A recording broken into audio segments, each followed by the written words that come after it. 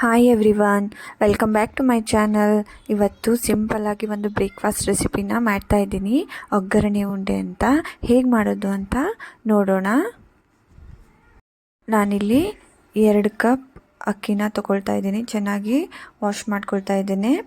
Wash ಮಾಡಿಕೊಂಡಂತಹ ಅಕ್ಕಿನ ಒಂದು cotton towel ಮೇಲೆ ಹಾಕಿ ಚೆನ್ನಾಗಿ ಸ್ಪ್ರೆಡ್ ಮಾಡ್ತಾ ಇದ್ದೇನೆ.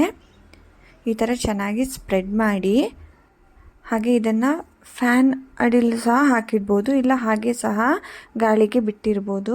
ಒಂದು 20 ನಿಮಿಷ ಇದನ್ನು ಡ್ರೈ ಆಗಲಿಕ್ಕೆ ಬಿಡಬೇಕು.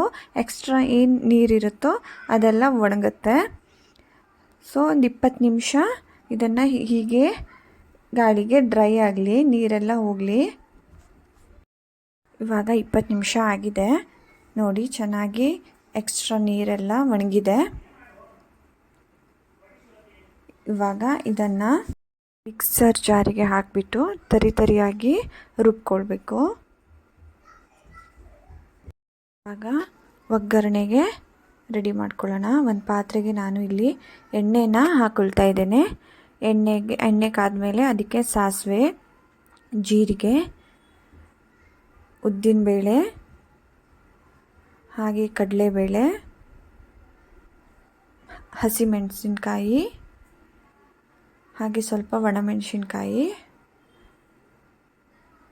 ಸ್ವಲ್ಪ ಕರಿಬೇವು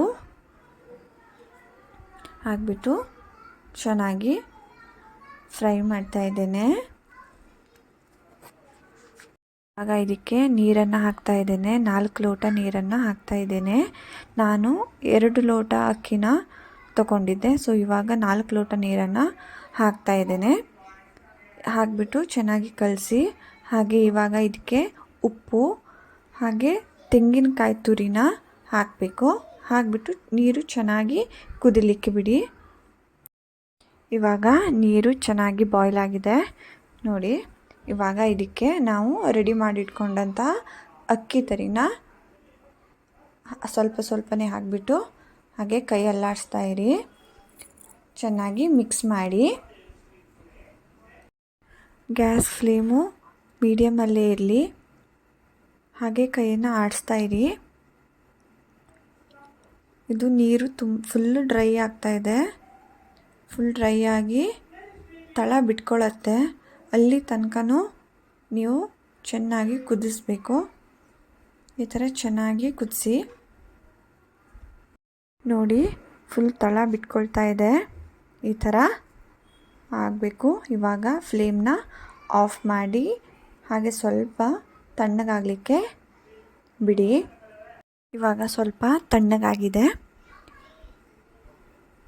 ಇವಾಗ ಇದನ್ನು ಉಂಡೆ ಕಟ್ಟಬೇಕು. ಕೈಗೆ ಸ್ವಲ್ಪ ನೀರನ್ನ ತಾಗಿಸ್ಕೊಂಡು ಹಾಗೆ ಉಂಡೆಗಳನ್ನು ಕಟ್ಟಿ ರೆಡಿ ಮಾಡ್ತಾಯಿದ್ದೇನೆ. ಈ ಥರ ಸ್ವಲ್ಪ ತಗೊಂಡು ಉಂಡೆನ ಕಟ್ಟಿ ರೆಡಿ ಮಾಡ್ಕೊಳ್ಳಿ.